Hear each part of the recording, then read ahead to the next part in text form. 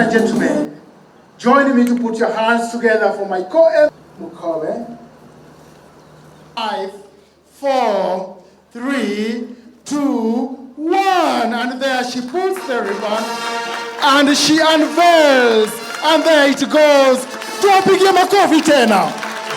It's a great pleasure for me to witness the presentation of the championship mascot, Jabari, we just saw, a symbol of the spirit of this upcoming event.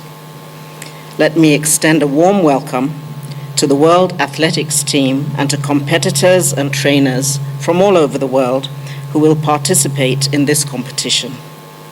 As patron, I'm proud to be part of this event, which underscores the rich talent and potential that lies in our youth.